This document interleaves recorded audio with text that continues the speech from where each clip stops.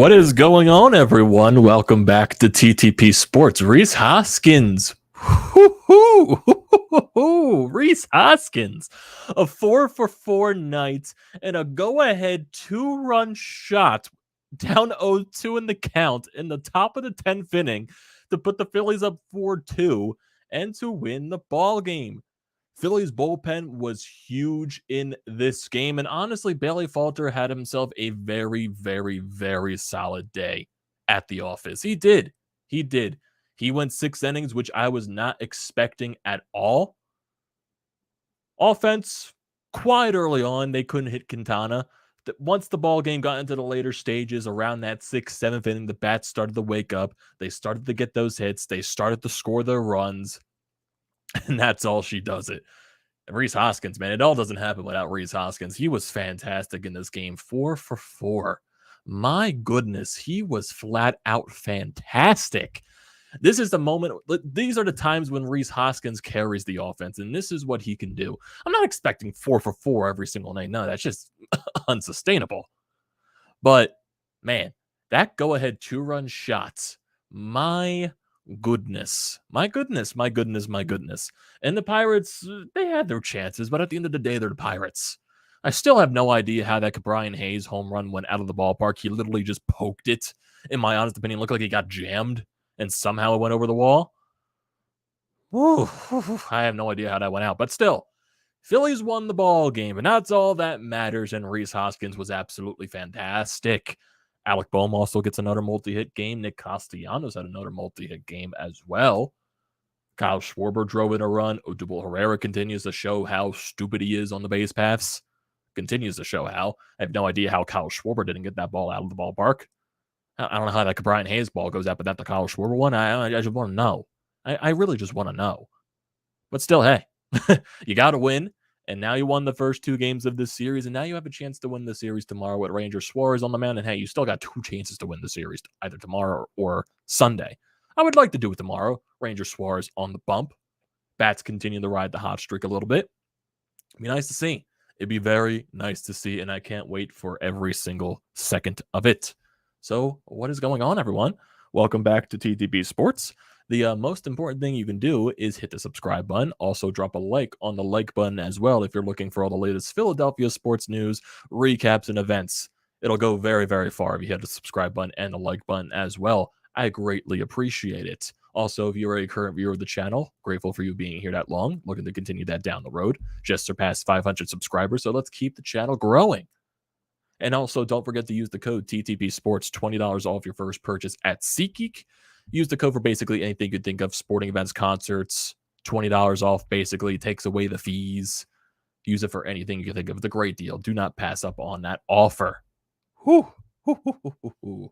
Man, Phillies win 4-2, extra innings.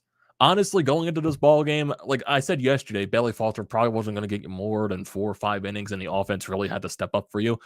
I kind of wasn't expecting a, somewhat of a pitching duel between Bailey Falter and Quintana and the rest of the Phillies bullpen. I wasn't expecting that, honestly. Quintana, he was decent out there, but at the end of the day, they're the Pirates, and the Phillies eventually got the Quintana in that 6th inning, scoring those couple of runs, and eventually also tacking it on in the 7th as well. Well, they scored their first runs in the 7th. They got a little bit of trouble in the 6th. They got the bases loaded, and Castellanos didn't come through. But the Phillies managed to get their runs in the 7th. You know what I mean. But still, overall, later in the ball game, when the Pirates bullpen came into play, you just took advantage of the Pirates bullpen. You took advantage of the bad team where they're bad at. And they're bad at a lot of facets of the game. You're seeing O'Neal Cruz go past second base, and he doesn't even retouch it, so he gets out at second base to get double upped. And there's a lot of, even though he didn't even touch the second base bag, like seriously, he forgot to tag up second base regardless of he didn't even touch it going past it. But I saw a lot of people even saying, oh, he didn't touch the bag, he shouldn't be out. If you're going past the second base bag and your feet are in the direction of third base in that path, you still have to touch the second base bag if you're going back to first. So he was out. He was out. Phillies did some nice challenges in this game as well. So overall, very, very solid game overall. But still, it was very quiet early on. Bailey Falter allowed a leadoff double in the first inning, but then he retired like 6 batters in a row on strikeouts. I'm like, whoa, where is this by Bailey Falter? But then again, I think about it, it's the Pirates. And it's probably kind of easy to retire them 6 strikeouts in a row. And then eventually the Pirates kind of figured him out. Another double by Newman, who has been unstoppable for the Pirates this series. He's really been their only consistent hitter. Allen gets a double. He scores 1-0 lead there. And then eventually you get the Cabrian Hayes home run, which still I have no idea how this ball gets out of the ballpark. This is followed up by basically the Phillies in the top of the 6th inning getting the bases loaded. Rhys Hoskins with a 2-out walk. Alec Bohm with a single, so he extends his hitting streak to 14 games there. JT works a nice at bat to get a walk. And then Nick Castellanos probably puts up one of the worst at bats I've ever seen. Swings at the first 2 pitches, which are completely out of the zone, and then he pops up. So he doesn't climb up clutch where with the bases loaded. Then Cabrian Hayes somehow gets that ball out of the ballpark. It literally lands right over the fence in the first row. I still have no idea how that got out. Kind of reminding me of the Juice baseballs there. But still, I digress. Because the Phillies, they responded themselves in the top of the 7th inning. Matt Vierling lead off with a double. Then Odubel Herrera worked the walk. Kyle Schwarber laced a single. It was a single, but literally he crushed this ball off the right field wall. Matt Vierling scores, makes it 2-1. Odubel Herrera literally stops in between the base paths. Should have been running the entire way. Would he have been thrown out in that situation? I have no idea. But the fact that he stops, not recognizing what's going on, it's 2 outs, guy. You got to run on contact. Ends up at third base, so instead it's first and third. 2-1 ball game. Rhys Hoskins comes up to the plate, but thankfully Rhys Hoskins makes up for Odubel's mistake and stupidness on the base path, gets an RBI single and ties the ball game up. So no harm, no done there. Phillies bullpen goes to work. In that 7th inning, Brad Hand comes out. He allows a leadoff walk, but then you get into that, whole O'Neill Cruz thing. He grounded into a force out, and then Tetsugo flew out, where you get the ensuing double play because O'Neill Cruz rounded second base and he forgot to retouch second base going back to first. So double play right there ends the inning off. Phillies, they don't do anything in the 8th inning after a Nick Castellanos double. Then you go to the bottom of the 8th. Jose Alvarado out there on the mound. Kind of got dicey, not going to lie. Gets the first guy out. Newman singles. Then he gets a strikeout. Then he walks Hayes. And then an infield hit happens. And then you get a strikeout on a battle of an at bat. It was a 7-pitch at bat, 2-2 count. Got Gamel striking out on a curveball or slider, whatever it was that he threw. And you see all the emotion from Jose Alvarado just releasing out of his system, going back into the dugout. Literally, even though he did allow the bases loaded, I'm not going to lie. The Jose Alvarado experience has been a lot more enjoyable as of late. A lot more enjoyable. Since going back from AAA, he's been a different pitcher. I know in that one game against the Cubs, he allowed a lot of those runs in extra innings, but really that was his only bad start since then. Overall, he's been a lot better since coming up from AAA, and the experience from Jose Alvarado hasn't been, the worst thing in the world, which I can respect. I can respect a whole lot. Go to the top of the 9th. Phillies go down 1-2-3 to Bednar. So why does it say pitches to Odubel Herrera? So Odubel Herrera got out, and then Hall grounds out. Schwarber strikes out in that situation. Bottom of the 9th inning, Xavier Anthony Dominguez comes out. Very easy inning right there. 1-2-3 makes it look very easy. I feel like he only threw like 10 or 11 pitches or something like that. It was very short. Then you go to the top of the 10th. Phillies decide, Kyle Schwarber, he was the last batter of the top of the 9th inning for the Phillies. He would be the ghost runner because, the ghost runner is still a thing. So the Phillies elect to go Garrett Stubbs as the pinch runner for Kyle Schwarber. So in my thought right there is, okay, you got to win this ball game now if you're taking Kyle Schwarber out of the game. And you know what happens? Rhys Hoskins, he falls into the count 0-2. Takes the first strike, and then he fouls the ball off. And then you know what happens? He gets a fastball right over the heart of the plate, and the dude crushes it, annihilates it, and it goes into center field into the grass. 2-run shot, 4-for-4 night Rhys Hoskins, and it's a 4-2 Phillies ball game. My God, Rhys Hoskins is simply fantastic. Simply fantastic. Then Alec Bohm, he reached on an infield single, so that's another multi-hit game for Alec Bohm. How many multi-hit games has he had in a row so far? It feels like a lot. And his average for the month of July is above 430. So I think they said he is the best like hitter overall this month of July. I think in terms of average wise, of course, power, it's not going to be there, but average wise, I feel like he has the best average in the entire month of July for baseball. So that's nice to see from Bum. JT, I felt like JT just couldn't catch a break today. He had 3 warning track shots in this game. I'm like, come on, ball, just carry for the guy. Just carry. Literally, he had 2 warning track shots to left field, and he had a warning track right to the wall and right. Like, come on, ball, just carry. Like, seriously, the Brian Hayes ball goes out, but none of those hits from JT can fly out of the ballpark. Like, seriously, like the man just couldn't catch a break in this game. Nick Castellanos then got his second hit of the game, and then Matt Vierling grabbed it into a double play. Could have knocked some more runs on the board, but still, no harm, no done there. The Phillies got their runs from Rhys Hoskins. Bottom of the 10th inning, Connor Brogdon comes out on the mound, and he does a very quick and easy job in the bottom of the 10th. Does not allow a single run, flyout, strikeout, flyouts, and the Phillies win this ball game by a score of 4-2. They are now 53-47 on the year. Looking at the lineup in this game, Kyle Schwarber, he goes 0 for 1 for 5 with an RBI. Rhys Hoskins, fantastic day at the plate. He goes 4 for 4 with 3 RBIs and a walk. Alec Bowman under multi-hit game. He goes 2 for 5. The average is now up at 296. JT Realmuto, like I said, he went 0 for 4 in this game with a walk. Couldn't catch a break. I wish the ball just carried for him. Literally every shot he had was a warning track shot. Nick Castellanos goes 2 for 5. Matt Vierling goes 2 for 5. Munoz goes 0 for 2. Then Bryce eventually came into the ball game. He went 0 for 2 as well. Odubel Herrera goes 0 for 3 with a walk. Camargo goes 0 for 3 with 2 strikeouts. Derek Hall eventually came in the pinch hit in this ball game. He went 0 for 1. And then Didi came in as a defensive replacement, so he didn't get an at-bat. Phillies very efficient with runners in scoring position later on in the ball game. They went 3 for 9. And basically looking at the rest of the pitching staff, Bailey Falter, like I said, I thought he was very, very solid overall. Definitely did a lot more than I expected. 6 innings pitched, 5 hits allowed, 2 earned runs, 1 walk, 8 strikeouts, a career high for him. The home run allowed to Hayes on 80 pitches. Like I said, solid enough that you can get out of Bailey Falter. This is most likely going to be his last start because the trade deadline is coming up, and there's no doubt in my mind that the Phillies are going to go out and acquire a starting pitcher. And it's funny or not, just like breaking news earlier too, the Seattle Mariners acquired Luis Castillo from the Cincinnati Reds. So the Mariners are the ones to make the first blockbuster trade of the trade deadline sequence. So we're going to see how everything else falls. There's a lot of rumors now. There's like 4 teams in the mix that are like 4 final teams that are now in the mix for Juan Soto. It sounds like it's the Dodgers, Padres, Cardinals, and I forget the other team. I believe it's the Texas Rangers.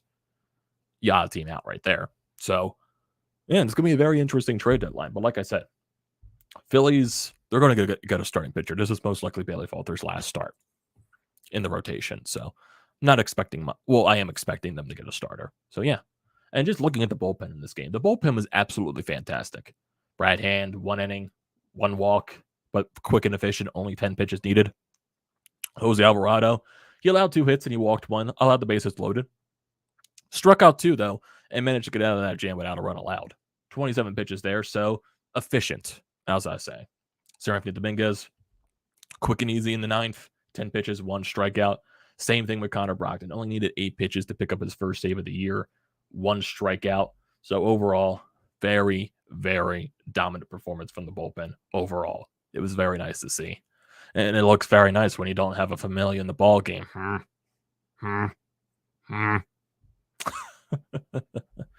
But still, overall, fantastic game. Just a fantastic way to win a ball game. And now you have a chance with Ranger Suarez on the mound tomorrow to take the series.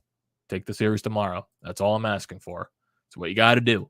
It's what you got to do tomorrow. Ranger Suarez on the bump. You got to take care of that business. You just gotta. Just gotta. And I see the one comment right here. Oh, yes, no Familia, no problem. Like, seriously, your entire stat line looks better because Familia was not in the ball game. It's just that common sense. And also, there was it was earlier in the ball game when Odubel Herrera had that base running blunder in the 7th inning. You saw on the TV broadcast that Rob Thompson actually got into his ear. So Rob Thompson looks like he's holding Odubel accountable. but most likely I won't expect Odubel to be in the lineup tomorrow because we've been seeing lately that he hasn't been in the lineup that much often.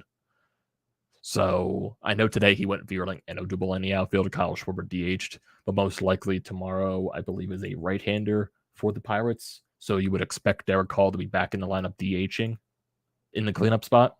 So that's what I'm expecting overall in that aspect. So yeah, you're gonna have Mitch Keller, and I'm assuming yes, he is a right-hander. So yes, Derek Hall is most likely going to be in the lineup tomorrow, and I don't expect Odubel Herrera to be in the lineup. I expect Matt Vierling to be back in the lineup once again. So yeah, all's well that ends well. But still, yeah, nice win overall. You went down 2-0, and you managed to. They're a bad team. You were eventually. I wasn't worried basically the entire game. I was very confident that this team was going to come back and win this ball game, especially when you get into the Pirates bullpen. Especially. And there was a lot of people like, oh, you let the Pirates score all those runs yesterday. Their bats are going to wake up. The Pirates are one of the worst offensive teams. They're the worst offensive team in the league. You're not waking up any Pirates bats. No way in hell. You're not waking up any Pittsburgh Pirates bats. That I can tell you for free. Yeah, Mr. W saying have Rhys himself a night. Corey, let's go Phils. Mr. W says he knew once the Pirates starter came out, the runs were going to start producing, and that's really what we needed. Exactly. Sean Fitzpatrick, he swears the more he sees Brogdon pitch, he has flashbacks to Ryan Manson fastballs followed by lethal changeups. The one thing, hopefully it doesn't fully relate to Ryan Manson. We all knew Ryan Manson gave up those bad home runs at bad times, especially later on in his career. There were a lot of home runs in the playoffs on teams that Manson was on where he kind of gave up a home run that, probably, costed them the game. Not necessarily for the Phillies, but overall. You know what I mean? So, yeah. But still, Ryan Manson in his early parts of his career with the Phillies, he was really good. Pirates are so bad, go for the jugular and get the sweep. Yeah, I would love to see them get the sweep. But first of all, focus on get the sweep. Not the sweep. Get the series win. That's the most important thing you get to do. What prospects do you see being dealt for pitching? If the Phillies are going for, back into the rotation type of stuff, like a third, fourth, or fifth starter, like what you saw for Luis Castillo, the Mariners did give up a haul for him. If the Phillies are going after a guy like a Merrell Kelly, there was rumors that maybe a Zack from the Cleveland Indians. I saw that from John Heyman, I believe. If they're going for those type of starters, they're not going to require that much of a haul. If you're talking about prospects, maybe you send them they're not going to require a top prospect. That's all I'm saying. That's most if you're trying to trade for an outfielder, like say if you try to go after an Ian Happ, maybe that will require a prospect like an Ohapi, like a Marchand or something like that. Maybe you try to brew in Mickey Moniak or something like that. But we all know that Mick Abel or Mick Abel and Andrew Painter, they're completely off the books. And even McGarry as well. I think those three pitchers are off the books. And I think Dombrowski even said Ohapi might be off the books as well. So if you're going after those depth kind of guys that could be a third, fourth, fifth starter, I don't think they're going to require that much of a haul for them. So I'm really not expecting any major prospects being traded from the Phillies farm system. That's all I'm saying. So Scott Lewis, bullpen 4 innings of 2 hits and no runs, cannot ask for anything more. Exactly. Even though Alvarado got into that bases loaded jam, still managed to get out of it, and he's still been solid overall since coming back from AAA. So can't ask for any more, really. Yes, yeah, no Familia, no problem. Familia has to have naked pictures of someone to still be here. Well, I think when you make these trades at the deadline, I think there was also a rumor that the Phillies might be going after Anthony Bass, possibly. I saw that on Twitter from the Marlins, and Anthony Bass has had an incredible year for Miami. He has a sub-2 ERA in the bullpen, so that might be a nice pickup. I do believe when you make these moves at the deadline, when you make these roster moves, when Segura comes back, when Coonrod eventually comes back because he's also on his rehab assignment, I believe when you make these roster moves and have to shake with the 40-man, Familia might be the odd man out. That's all I'm saying. I think Familia might be the odd man out. No matter what trade we make, they have to take Familia and Herrera or no deal. We will pick up their salary and the affair. Yeah. I'm sure, like, if you try to trade, like, maybe you can just spruce in take maybe like, hey, can you just take Familia off our books or something, or Herrera? Maybe. If they get an outfielder, that definitely like shows the end of Odubel Herrera in the city of Philadelphia. That's just what I'm saying at that point. Because really, if you get an outfielder, it's mainly going to be Matt Vierling and that outfielder, platooning time in center field or something like that. Does Mick Maton factor in at all? Maybe. Maybe. He's still on his rehab assignment in AAA. He's been hitting pretty decent. I think he's hitting above 300. So basically, you're just going to have to see what happens after the trade deadline. What moves this team makes. Nick Maton, will he be called up for the... I have no idea. I have no idea. He could be in the mix. He definitely could be in the mix. You never know. Or maybe Nick Maton could be a guy they trade away. Maybe he throws some intrigue to other teams. So maybe Nick Maton could be a trade piece or a part of a trade piece or something like that. So you never know. You definitely never know what can happen. That's what the trade deadline is. A lot of mystery. You never know what's going to happen in that instance. Never know. So yeah, it's a very, very nice game overall. Nice game overall. And basically just going over this, like, I think this happened during the Phillies game, the Luis Castillo trade. So yeah, Luis Castillo, Mariners are finalizing a deal to acquire his rights, or just acquire him from the Cincinnati Reds. The Mariners wanted to make a splash, and they have with Luis Castillo. They got the best starter on the trade market with Logan Gilbert, Robbie Ray, and others. Their rotation is playoff ready. Now they just need to finish strong for their first October in 2 decades. Let's see. I think Ken Rosenthal said what the pitchers were going the other way. Heading to the Reds is Noelvi Marte, Levi Stout, Edwin Arroyo, and Andrew Moore are the pitchers going back to Cincinnati. And Ken Rosenthal said it's three of the players are the Mariners. 3 of the Mariners that are traded to the Reds are top 5 prospects. So interesting. Mariners really gave up a haul for Castillo. Yeah, and they want to end that 20+ year playoff drought. I don't blame them. Is the Phillies game on Fox tomorrow? Yes, it is. Yes, it is. I don't know why it is, but it is. I couldn't tell you. Sean, I couldn't tell you. I don't know why it's on Fox, but it is on Fox. I seriously just can't explain that to you. I can't. I don't know what made people at Fox think, oh yeah, Phillies Pirates. That'll be a good national television matchup tomorrow. Yeah. What? Yeah, that is just weird. That is just overall weird. Actually, I want to see the MLB Fox schedule. I want to see their TV schedule. Okay, so they got tomorrow's games are probably not the best either. Yeah, tomorrow's games suck. You got Twins Padres might be the better broadcast. Then you get Cardinals Nationals. And then you get Phillies Pirates. And then at 9 o'clock on Fox Sports 1, Rangers and Angels. So yeah, the national broadcast didn't have the best choices, I guess. Actually, let me look at the entire schedule for tomorrow. I need to see this because I am baffled. Ratings through the roof nationally. So if you go to July 30th, I need to see some of these games. Okay, Cleveland, Tampa Bay, obviously that's not going to be on Fox.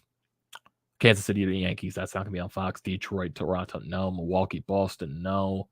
Mets, Miami, no. Cincinnati, Baltimore, God, no. Seattle and Houston. Why couldn't Seattle, Houston be a Fox game? Twins and Padres, they're the other Fox game. Oakland, Chicago, obviously that's not going to be a Fox game.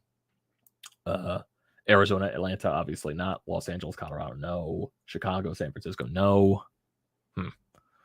It's probably a contract where a team gets one national game.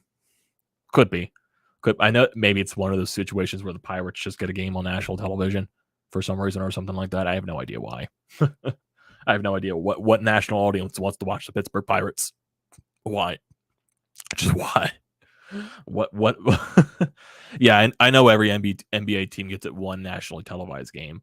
I think it's the same way with all sports, really, too. I think if in the NFL, every team gets at least one Thursday night football game, and I think it's the same thing for Monday Night Football, if I'm not mistaken. It might not be the same thing for Sunday Night Football. I think that's different. I think every team gets at least one Thursday night and Monday night game now. John Smoltz thrilled to be going to Pittsburgh tomorrow. And who knows? It might not even be John Schmaltz on the broadcast. Imagine it's like the top Fox broadcasters, the guys that are going to broadcast the World Series, like John Smoltz, I believe, is part of that broadcast. And they go watch Phillies Pirates. Oh, boy. They better be milking the Phillies, though. Better be milking the Phillies.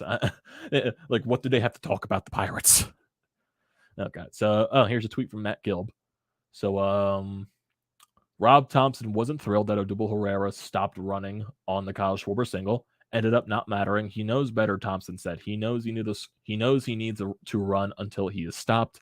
Not sure if he can score, but I know if he can't if he's not running hard. Oh, yeah, the Odubel Herrera thing was just goddamn stupid. Stupid. And at the end of the day, it ended up not mattering. But it was just a boneheaded play. It was. It just was.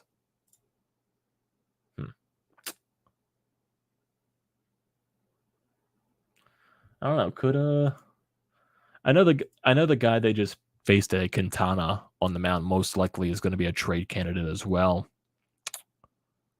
Could the Phillies go after Quintana as well? He has solid numbers too. He definitely has solid numbers.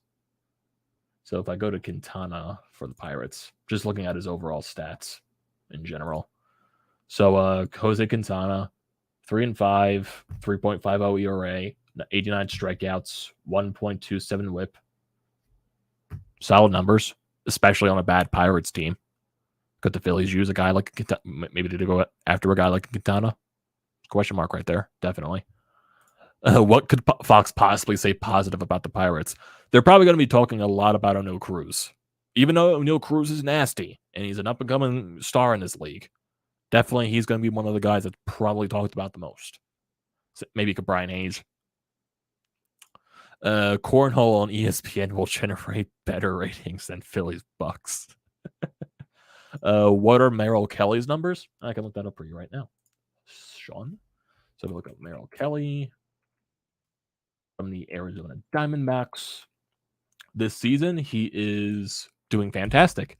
He is 10-5 with a 3.04 ERA, 96 strikeouts, and a WHIP of 1.14. Very good. Very, very good. He's a guy that can definitely slot into that third spot of the rotation right behind Aaron Nola. Definitely could be one of those guys. Looking at his career stats overall, he did start in 2019 according to his stats on Baseball Reference. How old is he? Right now, he is 33 years old. And he does have control on his contract. I believe he has 2 or 3 years of control left. So you do have him for a while. Just looking at his overall stats, all of them were with Arizona. First season in 2019, he was 13-14, 4.42 ERA. Second year in the COVID-shortened season, 3-2, 2.59 ERA. Last year, 7-11, 4.44 ERA. And this year, very, very good. 10-5, 3.04 ERA. Well, look at his FIP, actually. FIP, solid overall, especially this year. The WHIP's really good. The strikeout rate, strikeouts per 9, average around 7.5 to 8. So that's pretty solid.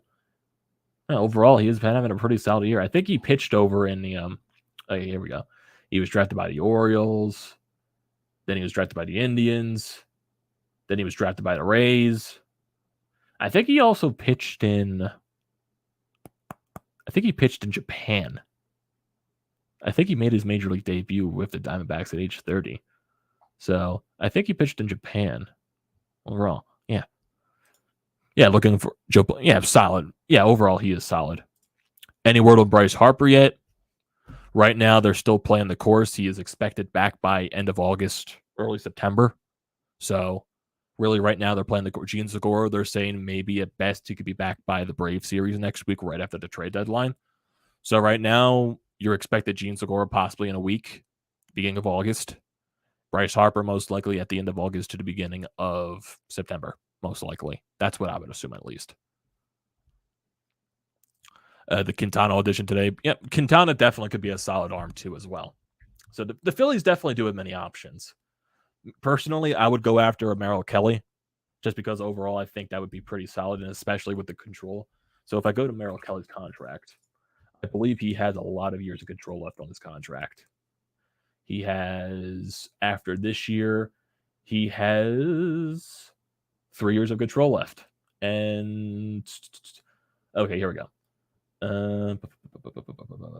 He has a club option in 2025, which could include a buyout. So you have 2 to 3 years of control left on his contract, and he becomes a UFA in the year of 2026 when he's a 37-year-old. So you have got a lot of control left on his contract, which would be nice as well. Could be a solid 4/5 type of guy, especially when I think Kyle Gibson's contract is up this year too. So basically, boom, there's your Kyle Gibson replacement. Gotta admit, as a kid in the 80s, happy to see Bake McBride and Ron Reed going into the Wall of Fame. Oh, yeah, overall, yeah, very solid. Sadly, I don't know. I know those guys played on the 80s teams, but overall, I don't know who they are because I was born in 98. Yeah. I was a kid in the days, Bobby Abreu, David Bell, the early years of Jim Thome, and then basically you get the whole 2007 to 2011 run. That was my Phillies baseball. And now, into my more mature years of 24 years old. Yeah. Oh boy. Oh boy. As I'm getting some text messages right here from the family, I gotta respond to that real quickly. So yeah, overall, that is my Phillies fandom right there.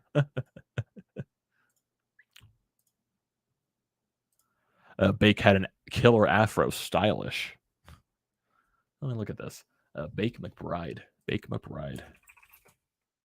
Oh, he did have a nice afro. Yes, he did have a nice killer afro. Nice. I like it. I like it overall. They were very important to that 1980 team. Oh, no doubt. I definitely don't doubt it. I just, like, if I go to, like, the 1980 Phillies team, like, the guys that come to the top of my head, of course, Mike Schmidt, Pete Rose, Larry Boa, Tuck McGraw, Steve Carlton, overall. Trying to see if there's anything else, if there's, like, any other trades that can possibly pop up at the end of this night. I feel like this Luis Castillo one is probably the only one that's most likely going to happen today. Most likely. Because literally that was just like the whoa, that came out of nowhere. But I do think the Juan Soto trade's going to happen very soon. Is it going to happen on trade deadline day? Most likely, I would assume. But it does sound like there's only 4 teams left in the sweepstakes for him. And so I want to get your bet here. So Dodgers, Padres, Cardinals, or Texas Rangers. Who gets Juan Soto? My bet, I'm still going to go Padres. I said Padres a couple of days ago. They were my gut feeling. And if they're one of the teams that's in the running, I think, because especially if I keep going back to last year, the Padres were in on the Max Scherzer sweepstakes, and that apparently fell out of the trash. I don't know how they messed that up. But I know Max Scherzer, Juan Soto, 2 completely different types of players. One's a pitcher, one's a generational young talent. I don't think they want to miss out on that, especially when they have 2 years of control. Especially if you have a lineup of Tatis, Soto, and Machado. That's deadly. That is deadly. But definitely don't doubt the Dodgers because, one, they're the Dodgers and they can literally afford anything possible. Also, the Cardinals, they have a very stacked prospect system as well. They can pull off a trade like that. The one team that just really confuses me is the Rangers. Why would the Rangers be in on them? I need to see this. I need to see the Texas Rangers. Why in hell would they even be on them? I know they signed Seager, they signed Semien, but they're not a good team at all. Why would the Texas Rangers be in on them? If I go to the Texas Rangers, they're 3rd place in the West. They're 10 games below 500. They're 44 and 54. Yes, the Phillies lost all 4 games to them, but still, they're 20 games out of the 1st place Houston Astros And then the American League wild card, they're 8 games out. Imagine Soto on the Yankees. It does sound like Soto, the Yankees are out on him, especially that they got Benintendi. I think the Yankees are prioritizing starting pitching more than Soto. And I think getting Benintendi probably gets them out of the race. But Juan Soto on the Yankees would be deadly as well. Because honestly, Juan Soto to the Yankees would make sense too. Because if they don't want to pay Judge, there's your replacement for Judge, Juan Soto. And seriously, Judge already has 40 plus. Doesn't Judge already have 40 plus bombs? He had 2 today. Aaron Judge. I need to see this because I know he had 2 home runs today. He had 30. He had 39 right here, but I think he has 40 plus. He had a great. Yeah, he has 40 plus already. Like, my God. Yeah, if I go to this Yankees game right here, Aaron Judge, he's got 41 home runs. 41. 297 average, 41 home runs, 89 RBIs. And we're not even in August yet. 89 RBIs. And an OPS of 1.046. My God. My God. He is no doubt the MVP. Why would he even consider the Rangers? Well, Soto at the end of the day doesn't have the choice on who he gets traded to. So everyone would question, why the Rangers? He has no choice in this. He has no say. Nationals, they're looking for the best offer at this point. Especially they're a team that are selling. They are getting new owners. I know there was a report out there as well that the Nationals are going to try one final offer to get Juan Soto to resign. He is not resigning. He is not resigning with a new ownership coming in. He's not. Especially after all the offers that he turned down already. Just can't understand why the Yankees would not pay Judge, give him a blank check. Kevin Cashman, their GM, is kind of... He's not as aggressive as like the old Yankees are. Like the old Yankees GMs would be in the way they spend money. Like this Yankees GM, like they're like really prioritized on like building their farm system and calling up prospects.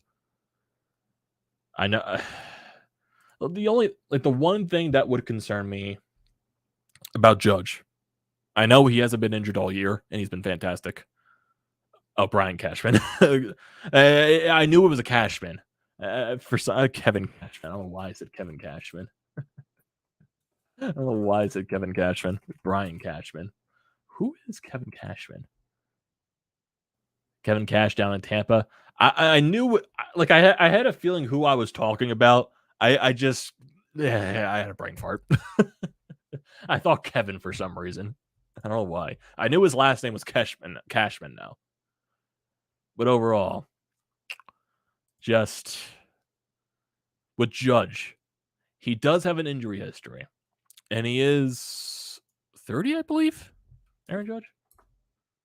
Okay, he's 30 right now, and he turns 31 next April. He's definitely going to be asking for a contract way, like probably near the $400 million range, most likely. Definitely way more than what Harper's making, probably around what Mookie Betts is making. A little heavily on, I know I am heavy on the H2O. I just had a brain fart. I just had a brain fart, Sean. I am drinking all H2O today. Got to stay properly hydrated. Stay properly hydrated, folks. That's the most important thing. But overall, like, yeah, if like I'm like a person outside the Yankees, yes, I would like still question like why wouldn't they sign Aaron Judge with the season that he's having? He is unanimously going to be the MVP of the American League. Unanimously. Are they willing to though? Brian Cashman isn't as aggressive or like putting the foot down as past Yankees front offices are. So we'll definitely see. We'll definitely see. Judge is going to want a lot. Is Cashman going to want to fork it up? The Yankees can definitely afford it. But is Cashman going to be willing to? That's the question. Definitely the question mark there. If the Mets somehow get Ohtani, Don't put that into existence, Corey. Don't do that. Don't do that. I know there's a bunch of reports out there now that the Angels might be listening on trade talks for Shohei Ohtani. Hey, Phillies can solve all of their problems if they go after Shohei Ohtani. Get a pitcher, an elite starting pitcher in there. Get a guy that can hit for power. Both, everything in there. Phillies solve a lot of their problems. Even though that's not going to happen. Not going to happen at all. Actually, I do think, and it's like speaking of the Mets, I think there was a report from either Ken Rosenthal or John Heyman talking about the Mets scouts earlier. Yeah, also there was a signing that Joe Musgrove is re-signing with the Padres 5 years, $100 million. So that's a good signing. Musgrove was going to be a free agent after this season. So that's a good signing for them. Here we go.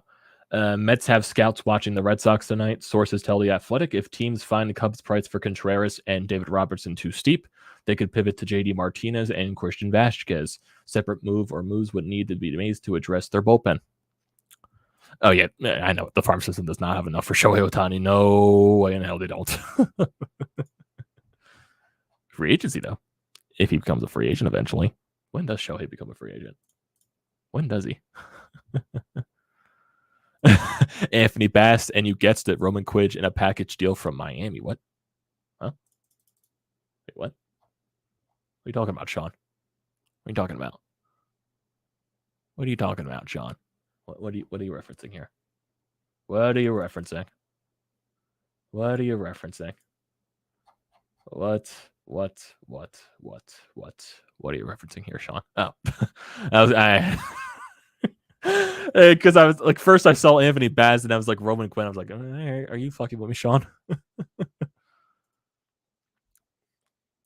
Yeah, Shohei Ohtani. That's what I was going to do. Shohei Ohtani contract.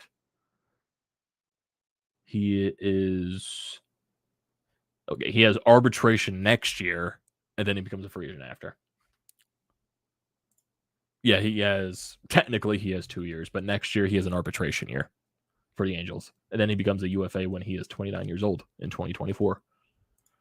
So it might be the best time to trade him. Angels aren't going anywhere soon. They're just not. And especially with the news on Mike Trout with the back injury and with the way his back condition is and the way it's progressing, even though Trout says he feels good and all that stuff, it's kind of skeptical about that stuff, especially with back injuries. They're definitely not the best.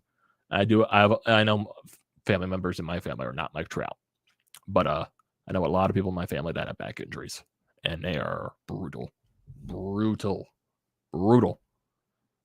They just don't go away. Back injuries stay with you for a long time. Long time.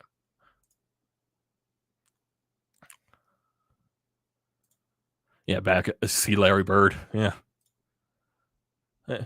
If there's an athlete that could possibly get around it, maybe it's Mike Trout, but the man has been injured the past so many years, man. All the injuries that he's had over the past couple of years, I wouldn't be surprised if he retires in like 4 to 5 years. I wouldn't be surprised. And I feel so bad for him. I feel so bad how poorly run that Angels team is. I know he signed the contract, but seriously, who turns down $400+ million? Like seriously, like only a dumb person would turn that down. Only a dumb person. I feel bad for him now. I feel bad. Made it to the playoffs once, and it was what they got swept in that series against Kansas City. Feel bad. Yeah, basically Trout wasted. Same thing. Him and Shohei Ohtani. Both him and Ohtani deserve to be in the playoffs. Both of them deserve it. Looks like the Angels might be doing right by Shohei and trading him, possibly. Because they're not going anywhere fast. They're just not. They're just not going anywhere at all. Sadly.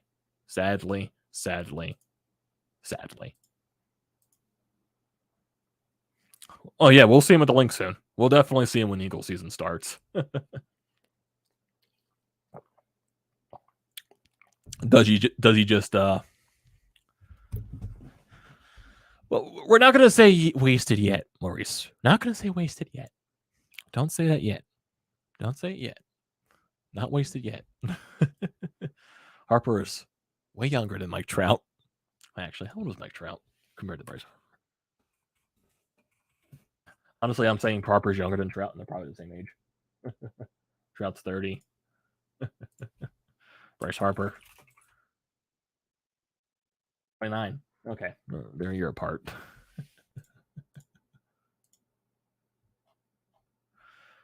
Okay, here's some other tweets here from Alex Coffey talking about Rhys Hoskins' quote after the game. Quintana was good, mixed his speeds well, mixed his pitches well, kept us off balance, but we did not quit. There's definitely fight in this group, and I think there's a little extra confidence in the dugout because we know how well the guys in the bullpen are.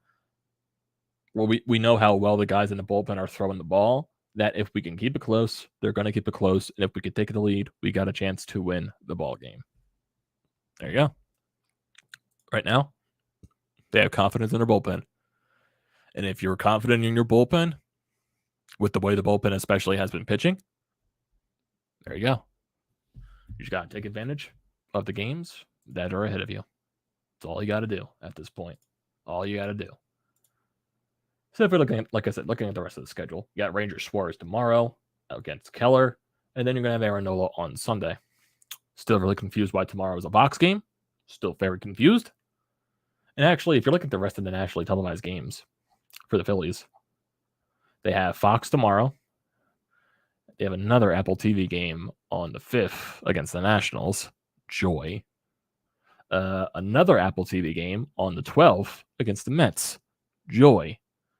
And they have another Fox game on the 20th of August against the Mets.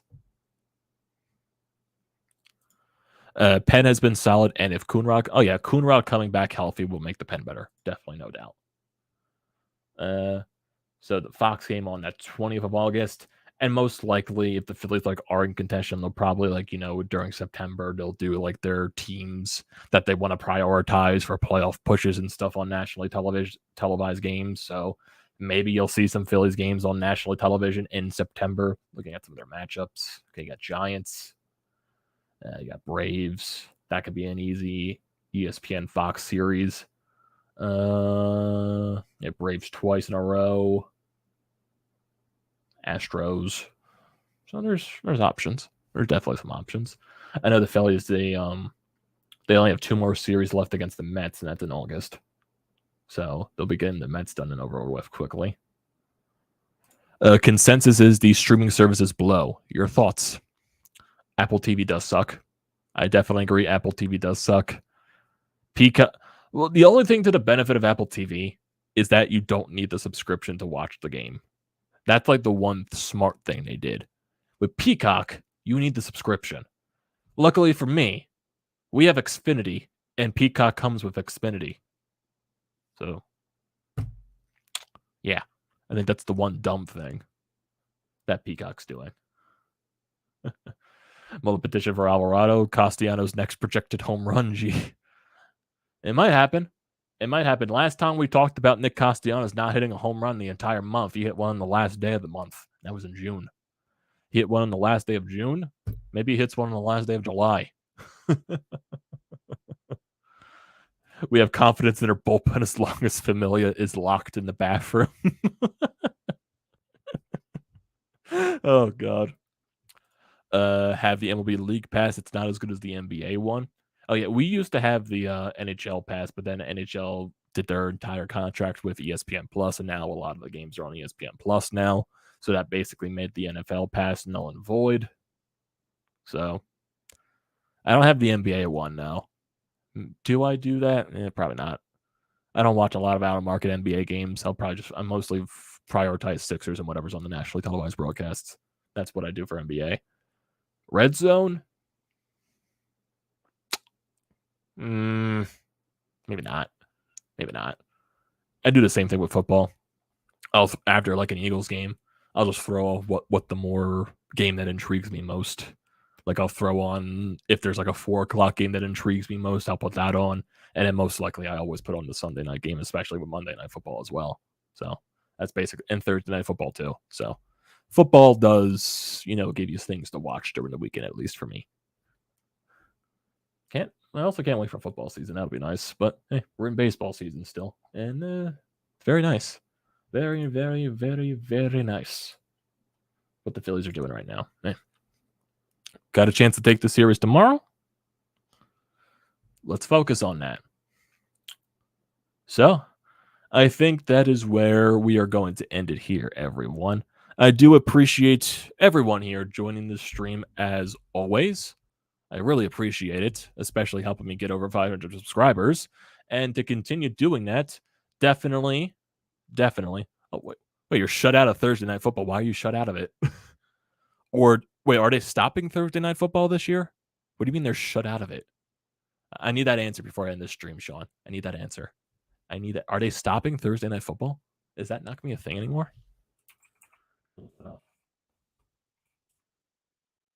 Night Football. Is that not a thing anymore?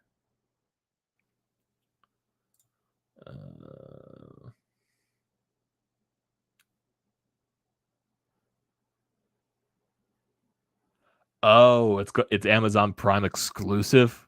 That sucks.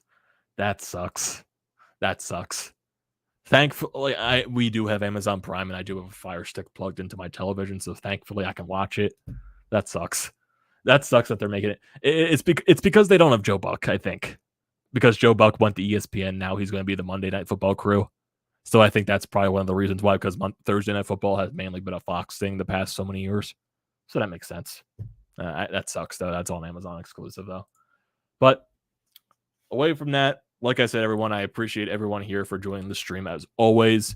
Do not forget to drop a like on the like button and the subscribe button as well. It goes a very long way.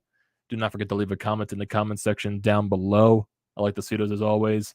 Do not forget to check out everything in the description. BrodesMedia, Painted Lines, everything. I recommend it. Like I said, I recommend hitting the subscribe button too. It goes a very long way. And also, don't forget to use the code TTPSPORTS, $20 off your first purchase at SeatGeek.